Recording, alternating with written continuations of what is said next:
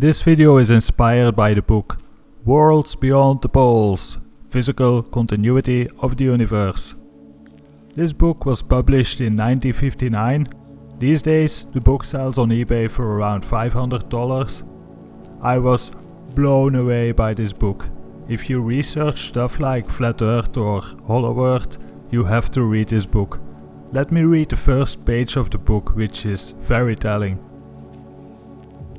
The following pages contain the first and only description of the realistic universe of land, water, oxygen and vegetation, where human and other forms of animal life abound. This is not a work of fiction, nor is it a technical analysis of anything. It is a simple recital of fact, which transcends the most elaborate fiction ever conceived. It is diametrically opposed to the assumptions and mathematical conclusions of theorists and technicians throughout the ages. It is truth. These pages describe the physical land routes from the Earth to every land area of the universe about us, which is all land. Such routes extend from beyond the North Pole and South Pole, so-called ends of the Earth, as agreed by theory. It will here be shown that there are no northern or southern limits to the Earth. It will thereby be shown where movement straight ahead from the pole points and on the same level as the Earth permits of movement into celestial land areas appearing up or out from the Earth. A basic version of this book was written and has been expounded at American universities between 1927 and 1930. Since then, the US Naval Research Bureau and the US Navy have conclusively confirmed the work's principal features. Since December of 1928, US Navy polar expeditions have determined the existence of land extent beyond both pole points, out of bounds of the assumed isolated globe, Earth as postulated by the Copernican theory. On January 13 of 1956, as this book was being prepared, a US Naval Air Unit penetrated the extent of 2,300 miles beyond the assumed South Pole end of the Earth. That flight was always over land and water and ice. For very substantial reasons, the memorable flight received negligible press notice. The United States and more than 30 other nations prepared unprecedented polar expeditions for 1957 and 1958 to penetrate land now proved to extend without limit beyond both pole points. This work provides the first account of why it is unnecessary to attempt shooting up or out from the terrestrial level for a journey to any of the astronomically named celestial land areas. It relates why such attempt would be futile. These pages present evidence that the same atmospheric density of this Earth prevails throughout the entire universe. Such a feature proves that, except for the presence of a gaseous sky envelope and underlying oxygen content equivalent to that of the Earth, we could never observe the luminous celestial areas designated as a star or planet. The observed luminous areas of the universe about us represent celestial sky areas, and they are as continuous and connected as all areas of this Earth's continuous and connected sky. Hence, it is shown that there are no globular or isolated bodies to be found throughout the entire universe. They are elements of lens deception. This work is radically and rightfully opposed to astronomical conclusions of all ages. It depicts the illusion developing from all telescopic observations and photographs. It clearly explains and vividly illustrates why those lens-developed illusions have been mistakenly accepted as facts. This work projects man's first understanding of the factual and endless universe, which contains human life throughout its vast length and width, regardless of all abstract theory to the contrary. This book claims to be non-fiction based on facts. Endless land with human life beyond poles? No one is talking about this book on YouTube. I only found 2 good videos so far, one from Chippy the chipmunk and another great video from Flat Drop. I will link these videos in the description. Here are some other interesting parts I took out of the book. February of 1947. I'd like to see that land beyond the pole. That area beyond the pole is the center of the great unknown. Admiral Richard Byrd before his 7-hour flight over land beyond the North Pole. November of 1955. This is the most important expedition in the history of the world. Admiral Richard Byrd before departing to explore land beyond the South Pole. January of 1956. 13 members of the United States expedition accomplished a flight of 2,700 miles from the base at McMurdo Station, which is 400 miles west of the South Pole, and penetrated a land extent of 2,300 miles beyond the pole. Most of you probably know about the interview Admiral Byrd gave on the television. Here is a small part of it. Our guest tonight found out whether there was any land north of the North American continent. He made that first discovery flight, and I must say that Admiral Byrd, our guest tonight, is not only our greatest living explorer, but he's been an inspiration to countless Americans. Admiral Byrd, you've been to both the North Pole and the South Pole. Is there any unexplored land left on this earth that might appeal to adventurous young Americans? Yes, there is. And not up around the North Pole, because it's getting crowded up there now, because they find out it's really usable, not only to live in, but militarily. But strangely enough, there's left in the world today an area as big as the United States that's never been seen by a human being. And that's beyond the pole, on the other side of the South Pole, from Middle America. And I think it's quite astonishing that there should be an area as big as that unexplored. There is no physical end to the Earth's northern and southern extent. There is no space between areas of the universe, but there must deceptively appear to be space in all observations. That apparent space results from the illusory globularity and isolation of the celestial sky areas. The concept that the universe is made out of globular and isolated bodies originated from the curvature that is created by all lenses. The bodies are an illusion. The ancient conclusion of Galileo that luminous celestial areas are isolated from each other and are circling in space was founded on the inescapable errors of lens functioning. The circling movement is an illusion. In an endless land and sky universe, the undulating or billowing of luminous sky gas must deceptively appear as a circling or ellipsing movement. The deceptive appearance develops from the fact that such gaseous sky movement is detected by a circular lens. Under the mobile sky gas, which extend throughout the celestial realm, there is undetectable but very factual land, water, vegetation and life like on this earth or realm. Optical illusions result from the function of the human eye lens, and all photographic and telescopic lenses are patterned after the optic lens.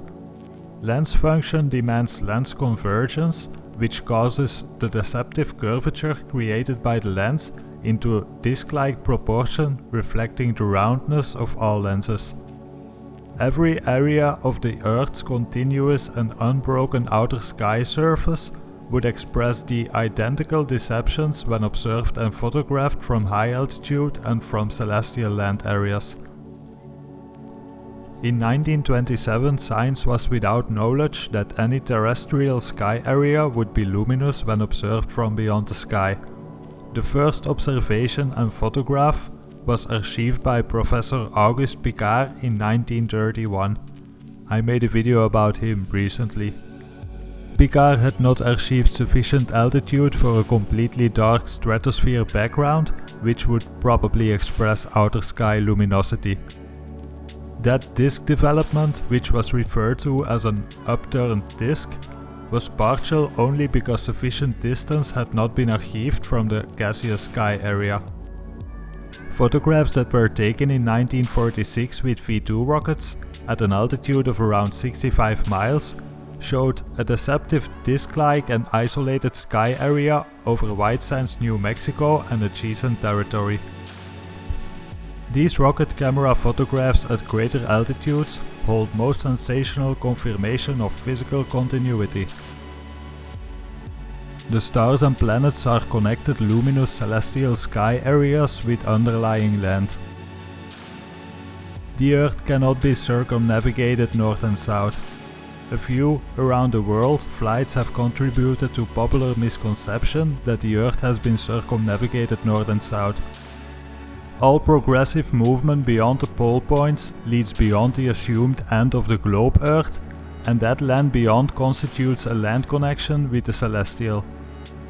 The connecting land appearing up or out from terrestrial points other than the poles is attainable by movement straight ahead from the imaginary pole points. This is not 1927. The existence of worlds beyond the poles have been confirmed by US naval exploration during the 30 years since then. According to this book, this is an illustration of the universe. Understand that this is not a shape of the real universe, but it illustrates how we see the universe. The way our eyes work creates this illusion. Here is another illustration. We live on the bottom on the terrestrial land surface, and above us is a layer of air and oxygen. Above that we have curved parts that represent the sky areas, which are luminous when viewed from above.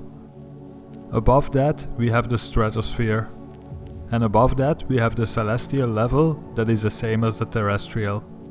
As above, so below.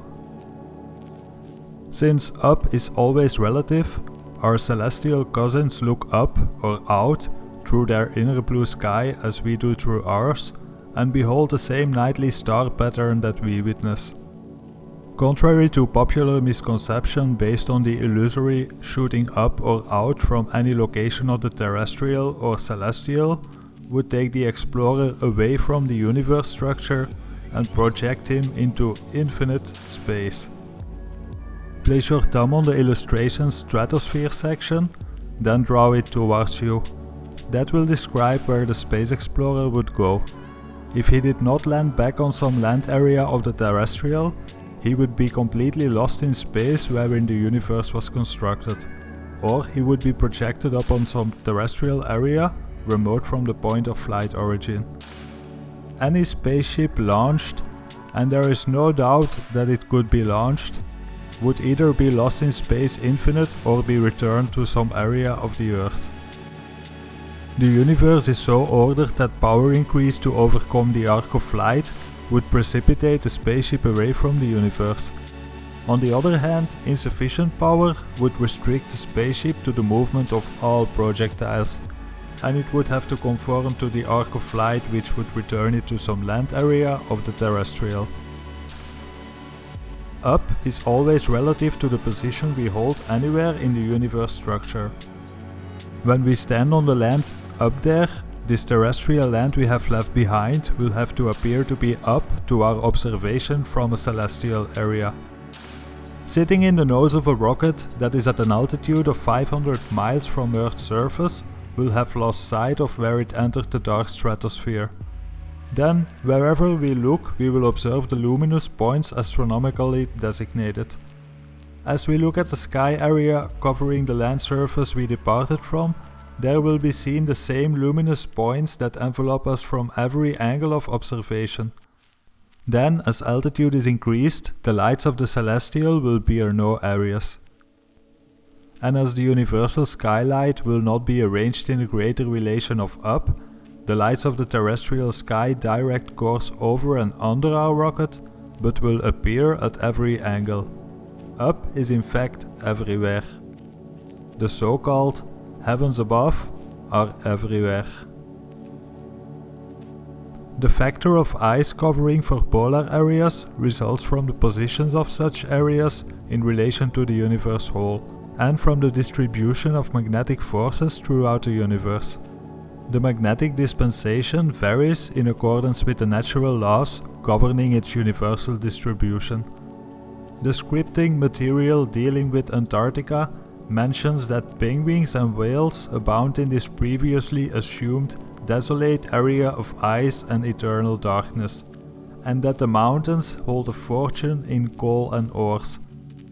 As land, mountains, minerals and animal life are found to constitute the Antarctic area this side of the South Pole, land, vegetation and life are to be found as progress is made beyond the pole. At that particular pole point and for a distance beyond are experienced the most intense winds and blizzards, which act as a barrier to progress beyond the Earth.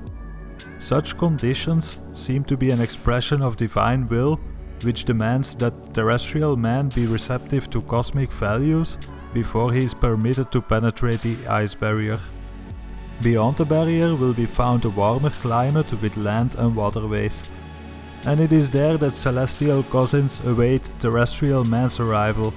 And if one asks how far beyond, it will suffice to record that the distance is negligible with modern transportation speed.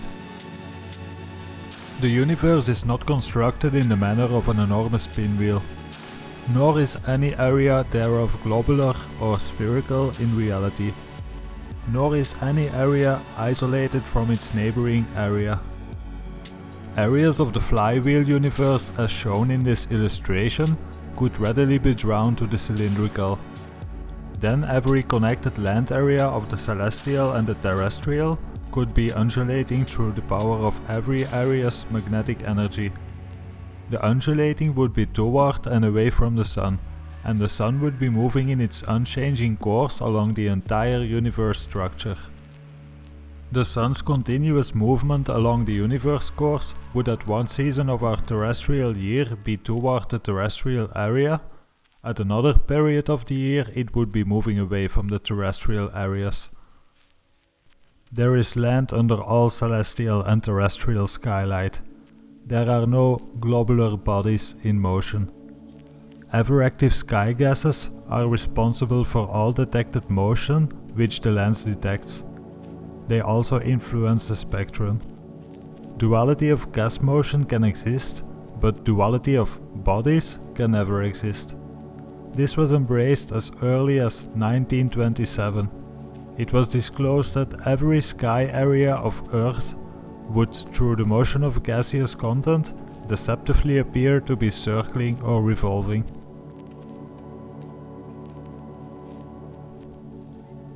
What if this book is reality? What if it's true? Can you imagine what would happen if the people find out about this?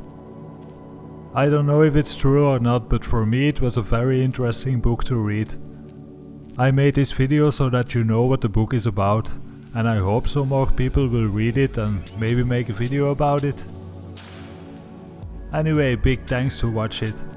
Before I go, one more thing I want to say.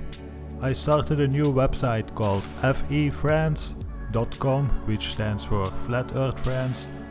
It's a website where you can meet other flat earthers. I made it so that people can find each other and share information, maybe make new friends. That's what it's all about. If you're interested, check it out. If not, thanks for watching the video and bye bye. Admiral, an expedition to which I believe you're the advisor is now en route. What is that expedition doing? Well, that's the icebreaker Atka, and it's a reconnaissance expedition. It's going down to the South Pole area to make certain observations and to look for some bases. They will be back in April, and they will report back, and upon the information we get from that undertaking, we will base the bigger expedition that's to follow. Is that very definitely planned, or is that... that is being planned right now. So I'm willing to say to you that there will be a number of expeditions that will follow, I think, year after year, to the bottom of the world, because the government has really become interested.